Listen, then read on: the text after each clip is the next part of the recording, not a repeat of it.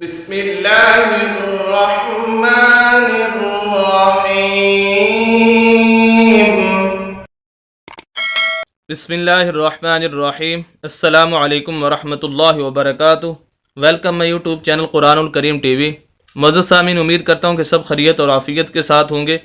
الحمدللہ آج کچھ اصول اور ضوابط آپ حضرات کے سامنے چند الفاظ کی شکل کے اندر پیش کیے جائیں گے۔ صرف مقصود ہمارا ویڈیوز کے اندر وہی الفاظ بتانا نہیں ہوتا، بلکہ ان الفاظ سے نکلنے والے جو اصول اور ضوابط ہیں اور قوانین ہیں وہ بتانا مقصود ہوتا ہے، تاکہ آپ ان اصول اور ضوابط اور قوانین کو مد نظر رکھ کر بقیہ جو قرآن کا حصہ ہے، بقیہ جو قرآن کے الفاظ ہیں، ان کو بھی اسی طرح صحیح طریقے سے ادا کر سکے اور پڑھ سکے۔ تو یہ مقصد ہوتا ہے الفاظ کو پڑھ کر آپ کے سامنے بیان کرنے کا۔ تو آئیے آج کا ہم سبق شروع کرتے ہیں۔ اعوذ باللہ من الشیطان الرجیم، بسم اللہ الرحمن الرحیم۔ یا زبر وا یو، میم زبر ما، یوم۔ اب یہ واو لین ہے کہ ہم اس کو کھینچ نہیں رہے، واو لین۔ واو ویسے حروف لین دو ہیں، واو اور یا، کہ ایسی واو اور یا ساکن جس کے پچھلے لفظ کے اوپر زبر آ جائے اس کو واو لین کہا جاتا ہے۔ ایسے حروف کو نہ کھینچا جاتا ہے، نہ ہم اس کو یہ پڑھیں گے یو، ایسے بھی نہیں کریں گے، اور جھٹکا بھی نہیں دیں گے یو، ایسے بھی نہیں کریں گے، اور مجہول بھی نہیں پڑھیں گے یو یو، اس کو پڑھ لیں ایسا بھی نہیں پڑھیں گے، بلکہ یا زبر وا یو، نہ لمبا کرنا ہے، نہ جھٹکا دینا ہے، نہ مجہول پڑھنا ہے۔ تو یہ ایک اصول ہے، جہاں بھی آپ اس کو اپلائی کریں گے قرآن کے اندر تو ایسا ہی پائیں گے اس کو۔ میم زبر ما، یوم، حمزہ زیر ای، یوم ای، زال دو زیر یا زی، یوم ای زی۔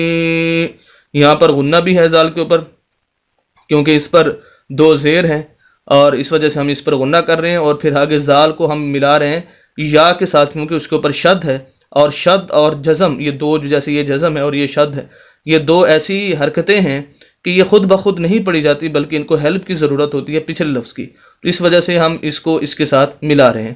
زال دو زیر یا زی، یوم ایزی، یا زبر صاد یس، اب صاد کو بھی ہیلپ کی ضرورت ہے تو یا کے ساتھ وہ ملے گا۔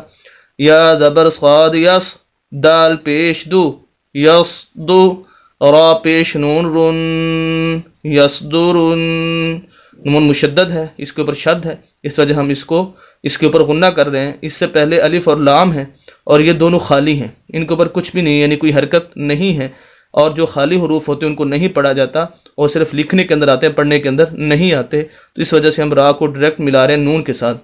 را پیش نون رن، یہ ناک میں جو آواز جا رہی ہے غنے کی ہے۔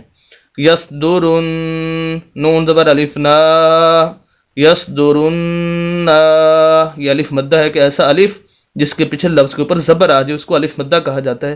ویسے حروف مدہ تین ہے، الف مدہ، واو مدہ اور یا مدہ، یہاں پر الف مدہ ہے کہ ایسا الف جس کے پچھلے لفظ پر زبر آ جائے اس کو کھینچا جاتا ہے ایک الف کے برابر، جس وجہ سے ہم اس کو کھینچ رہے ہیں۔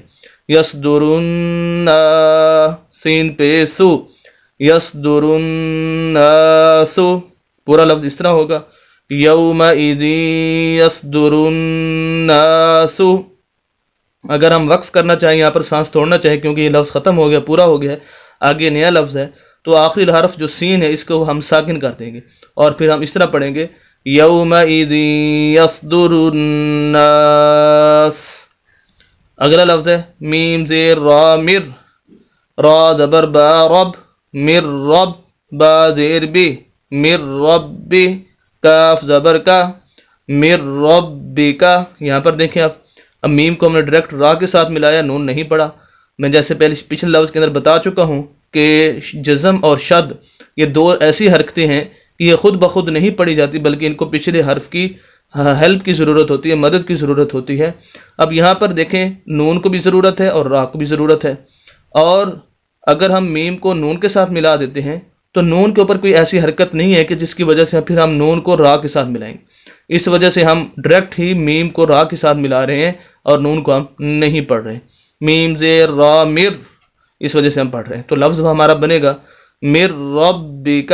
اگر وقف کریں گے کاف کو ہم ساکن کر دیں گے، آخری حرف جو ہے اس کو ساکن کر دیں گے، اس کی زبر ختم کر دیں گے تو ساکن ہو جائے گا، اور ہم پھر ساکن سے مراد یہ والی حرکت یعنی جزم یہ کاف کے اوپر آ جائے گی اس طرح کی، اور زبر اس کی ختم ہو جائے گی، اور پھر ہم اس کو جب وقف کریں گے تو اس طرح پڑھیں گے مر ربک، تو یہ ہمارا لفظ یہاں پر پورا ہو گیا۔